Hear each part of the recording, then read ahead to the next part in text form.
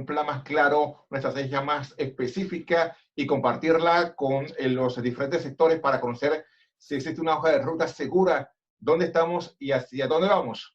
Definitivamente nosotros no vemos para nada claro una hoja de ruta. El que nos hayan dado unos elementos de fase 1, fase 2, fase 3 y solo la fase 1 tiene fecha y la fase 2 no estamos seguros y la fase 3 y la fase 4 no hay fecha cierta.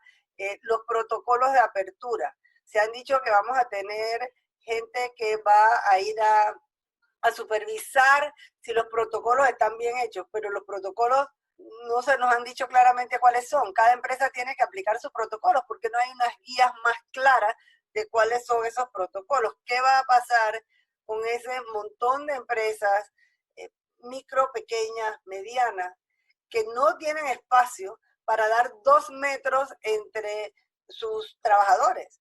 ¿Cómo vamos a manejar ese tipo de cosas? Entonces, si tras que las empresas están profundamente afectadas económicamente, ¿cómo vamos a tener que incurrir en mayores gastos para abrir sin una ruta clara de qué es lo que hay que hacer? Y para que luego abra a un costo altísimo, pero que el supervisor venga y dice que no cumple con XYZ, pero nunca me dijeron cuál era el XYZ claramente. O sea, hay una falta de comunicación importante, no está claro cómo es el tema de la reapertura, no está clara cómo va a ser ese apoyo que se ha prometido a la pequeña y a la mediana empresa. ¿Dónde está? ¿Cómo se accesa? ¿Quién me lo da? ¿Es un préstamo? ¿Cómo lo repago? ¿Es a través del sistema bancario? O sea, no hay una serie de informaciones fundamentales para el proceso de la apertura. Hay espacios o hay empresas que pueden abrir, pero sus proveedores no pueden abrir. ¿Y cómo van a abrir si no tienen insumos? Porque los proveedores no están en la categoría que va a abrir. O los consumidores. ¿Y yo para qué abro y para quién produzco si los consumidores están encerrados? O sea, hay una falta de coherencia en la línea de productividad. El tema no es abrir por abrir. O sea, la economía tiene una lógica, es una cadena productiva, por eso se llama la cadena productiva. Y si la apertura no amarra a la cadena productiva, no es eficiente, sobre todo cuando está golpeado. Otro tema que no está claro es cómo se va a dar todo el tema laboral. Todos estos contratos en suspensión. Hay miles de trabajadores con contratos suspendidos. Cuando una empresa abre, significa que tiene que recontratarlos a todos al día siguiente y empezar a pagarles salario si nada más tienen un 20 o un 25% o un 30% de su ingreso y de su facturación. ¿Dónde va a estar yo para qué voy a abrir para producir, para que me lo compre quién?